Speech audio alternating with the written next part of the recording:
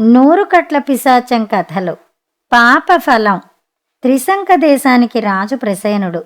ఆయన భార్య గుణసుందరి. వారికి లేక పుట్టిన కొడుకు సుసేనుడు. అన్ని వేళలా సుసేనుడి ఆలనా పాలనా చూడ్డానికి లక్షణ అనే దాసి ఉండేది. స్వతహాగా సుసేనుడికి అల్లరి చెయ్యటం ఇష్టం. కానీ రాజవంశంలో క్రమశిక్షణ ఎక్కువ. తల్లిదండ్రుల్ని గౌరవించాలి. రాజవంశీకులైన పెద్దలను పొరపాటున కూడా పరిహాసం చెయ్యకూడదు. ఆటలాడినా పాట పాడినా ఏం చేసినా బుద్ధిమంతుడనిపించుకునేలా ఉండాలి. అందుకని దాసి లక్షణ వద్ద తప్ప ఇంకెక్కడా అల్లరి చేసే అవకాశం ఉండేది కాదు అతడికి. ఎదుగుతున్న కొద్దీ సుసేనుడిలో అల్లరి చెయ్యాలన్న కోరిక పెరిగిపోయేది. ఎక్కడా వీలుపడక తన ప్రతాపం దాసి లక్షణ మీద చూపించేవాడు. అది తెలిసి కూడా తల్లి కాని ఇతర పెద్దలు గాని అతన్ని మందలించేవారు కాదు. రాకుమారుణ్ణి ఏమీ అనలేక లక్షణ అతడి అల్లరిని మౌనంగా భరించేది. చదువు మొదలుపెట్టిన తర్వాత గురువుల్ని అల్లరి పెట్టొచ్చని అనుకున్నాడు సుసేనుడు. కాని అతడి గురువులు ఎంతో హుందాగా ఉండేవారు. వారి ముఖాలలో జ్ఞాన తేజస్సుకి అప్రయత్నంగా వారంటే గౌరవభావం కలిగేదతడికి. అతడి అల్లరికి మిగిలింది ఎప్పటికీ దాసి లక్షణ మాత్రమే. సుసేనుడు పెరిగి పెద్దవాడయ్యాడు. తండ్రి అతడికి పెళ్లి చేసి రాజ్యం అప్పగిద్దామనుకున్నాడు. ఈలోగా ఉన్నట్టుండి మహారాణి గుణసుందరి అంతఃపురంలోంచి మాయమైంది. ఆమె ఎలా మాయమైందో అంతఃపురవాసులెవ్వరూ చెప్పలేకపోయారు. ప్రసేనుడికి ఏం చేయాలో తెలియలేదు. ఆయన రాజగురువుకు కబురంపి రప్పించి విషయం చెప్పాడు. రాజగురువు కాసేపు ఆలోచించి మహారాణి జాడ తెలుసుకోవటానికి అంజనం వేస్తానన్నాడు.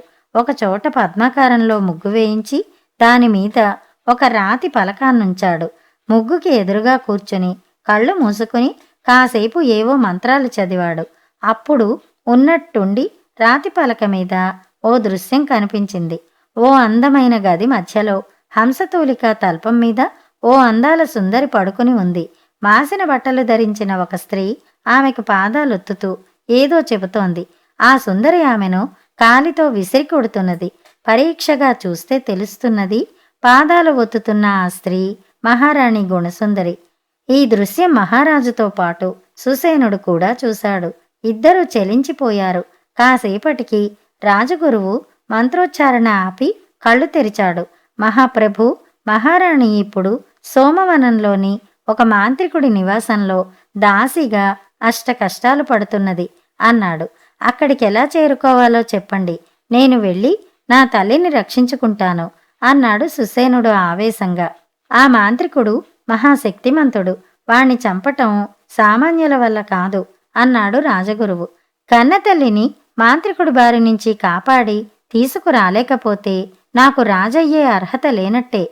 నా మీద దయతో ముందు నాకు సోమవనానికి వెళ్లే దారి చెప్పండి అన్నాడు సుసేనుడు. అప్పుడు ప్రసేనుడు కలగజేసుకుని, కుమారా, నేను వృద్ధుడినైపోతున్నాను. ఇక ఈ రాజ్యభారం నీదే. నేడే నిన్ను రాజ్యాభిషిక్తుణ్ణి చేస్తాను. నువ్వు పరిపాలనా బాధ్యతలు స్వీకరించు. నేను వెళ్ళి నీ తల్లిని మాంత్రికుడి బారి నుంచి కాపాడి తీసుకొస్తాను. నా సమర్థత మీద నమ్మకముంచు అన్నాడు. సుసేనుడు ఒప్పుకోలేదు. మీరు మీ సమర్థతను నిరూపించుకునే ఈ దేశానికి రాజయ్యారు. రాజయ్యాక కూడా ఎన్నో మార్లు మీ సమర్థత నిరూపించుకున్నారు.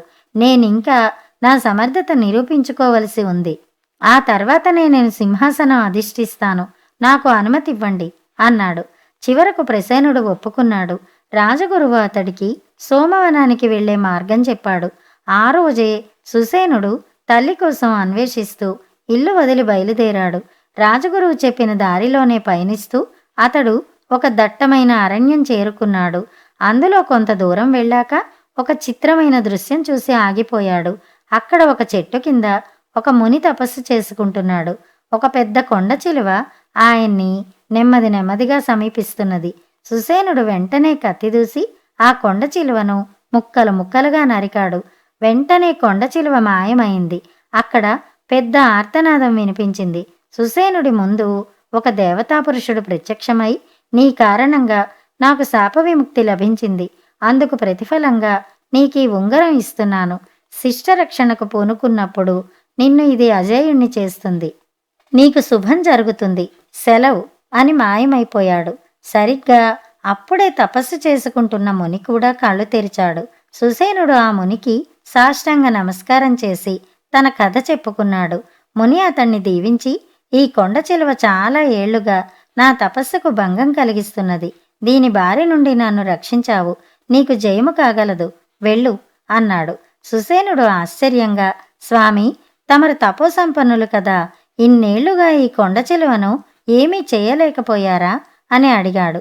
ముని బాధగా నవ్వి, ఏ పాపానికైనా పరిహారం ఉండొచ్చు, స్వయంకృతానికి నిష్కృతి లేదు అని తన కథ చెప్పాడు. ఒకరోజు ఆ దేవతా పురుషుడు భార్యతో సరదాగా ఆటలాడుతున్నాడు. పరుగులు పెడుతూ పెడుతూ తపోనిష్టలో ఉన్న మునిని చూసుకోకుండా కాలితో తన్నాడు. మునికి కోపం వచ్చింది. వెంటనే శపించాడు, కొండ చిలువగా మారిపోమ్మని. అతడప్పుడు ముని కాళ్ల మీద పడి, ఇది అనుకోకుండా జరిగిందే తప్ప కావాలని చేసిన తప్పు కాదు, నన్ను మన్నించి మీరిచ్చిన ఈ శాపం వెనక్కి తీసుకోండి అని వేడుకున్నాడు. ముని శాంతించి, శాపం వెనక్కి తీసుకోవటం నా వల్ల కాదు, అయితే మాతృభక్తి పరాయణుడైన రాజకుమారుడి చేతిలో నీకు చావు లభించినప్పుడు నీకు శాప విముక్తి లభిస్తుంది అని చెప్పాడు. అప్పుడు ఆ దేవతా పురుషుడికి కోపం వచ్చింది. నా వల్ల అనుకోకుండా జరిగిన చిన్న పొరపాటుకు ఇంత ఘోర శాపం ఇచ్చావు. నాకు శాప విముక్తి అయ్యే వరకు నీ తపస్సు సరిగా జరగనివ్వను అన్నాడు. ముని ఈ కథ చెప్పి, ఆ దేవతా పురుషుడు కొన్నేళ్లుగా నన్ను కొండ చిలువ రూపంలో వేధిస్తున్నాడు. తపోశక్తి ఉన్నదనే అహంకారంతో తెలియక తప్పు చేసిన వాణ్ణి శపించాను. అలా నా శక్తి దుర్వినియోగం చేయటం వల్లనే ఇన్నేళ్లు నేనా కొండ చిలువను ఏమీ చేయలేకపోయాను అన్నాడు. తప్పు చేస్తే మునులు కూడా కర్మఫలం అనుభవించక తప్పదని గ్రహించిన సుసేనుడు ఆశ్చర్యపడ్డాడు. తర్వాత అతడు అక్కడి నుంచి బయలుదేరి సోమవనం చేరుకున్నాడు. ఆ వనం మధ్యలో ఒక అద్భుతమైన భవనం ఉంది. ఆ భవనం చుట్టూ ఎందరో బలమైన రాక్షసులు కాపలాగా తిరుగుతున్నారు. సుసేనుడు ఆ భవనంలో అడుగు పెట్టడానికి భయపడ్డాడు. క్రమంగా ధైర్యం తెచ్చుకుని ముందడుగు వేస్తే ఎవరూ అతన్ని అడ్డగించలేదు. అతడు ధరించిన ఉంగరం ప్రభావం వల్ల ఇతరులెవ్వరికీ కనబడ్డం లేదో ఏమో, లోపల అడుగుపెట్టిన తర్వాత కూడా అతన్ని ఎవరూ అడ్డగించలేదు. అలా భవనమంతా తిరిగి తిరిగి చివరకు ఓ గదిలో అతడు తన తల్లిని చూశాడు. అప్పుడామె అక్కడ ఓ అందాల యువతికి పాదాలు నొక్కుతున్నది. అమ్మా అని పిలిచాడు సుసేనుడు. వెంటనే గుణసుందరి వెనక్కి తిరిగి చూసి, బాబూ సుసేనా అని పరుగున వచ్చి అతన్ని కౌగిలించుకున్నది. అప్పుడే ఆ యువతి కూడా మంచం మీద నుండి లేచి సుసేనుణ్ణి చూసి సిగ్గుతో తల వంచుకున్నది. సుసేనుడు ఆ యువతిని గుడ్లురిమి చూశాడు.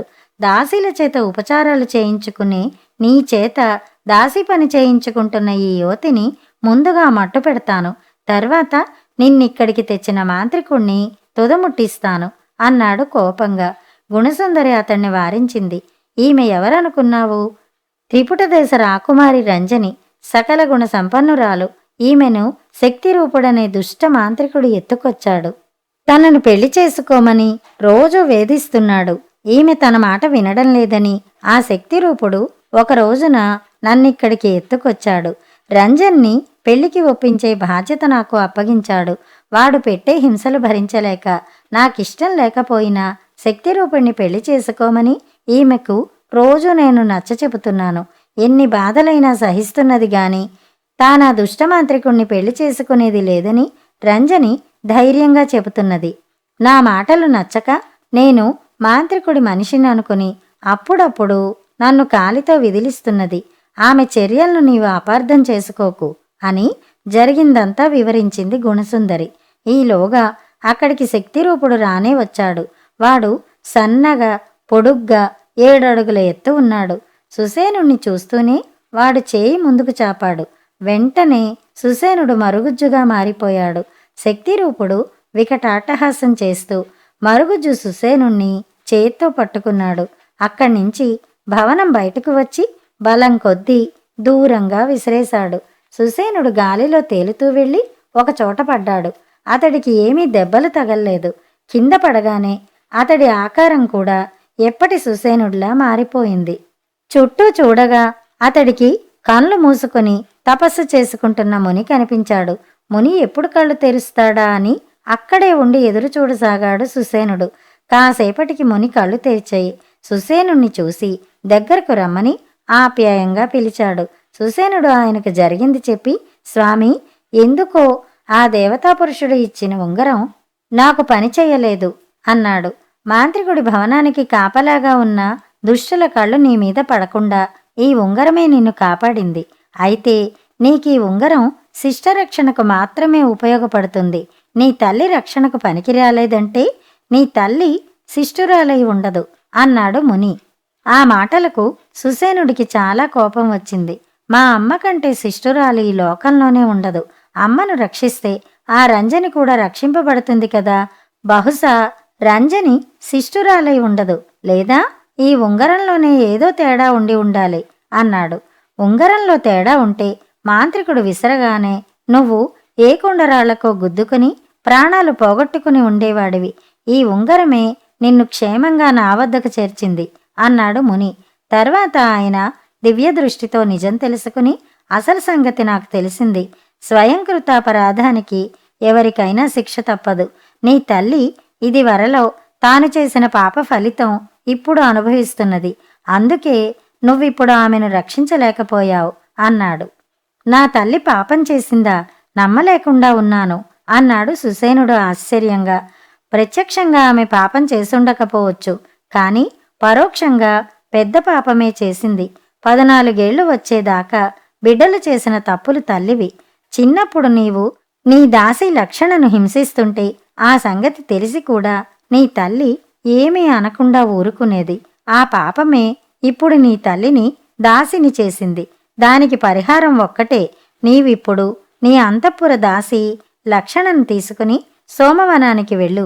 లక్షణ చూస్తుండగా నీ తల్లిని 25 కొరడా దెబ్బలు కొట్టు. ఆ తర్వాత మాంత్రికుణ్ణి హతమార్చటం నీకు చిటికెల మీద పని అన్నాడు ముని. సుసేనుడు ముని ఆదేశం ప్రకారం తన రాజ్యానికి వెళ్ళి లక్షణ్ను కలుసుకున్నాడు. చిన్నప్పుడు తను ఆమెను వేధించినందుకు ముందుగా ఆమెకు క్షమాపణ చెప్పాడు. ఆ మాటలకే లక్షణ కరిగిపోయింది.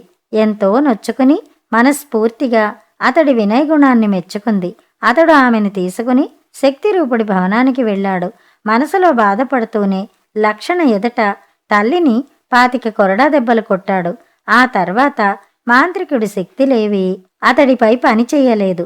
సుసేనుడు శక్తిరూపుణ్ణి అవలీలగా వధించి తిరిగి తన రాజ్యం చేరుకున్నాడు.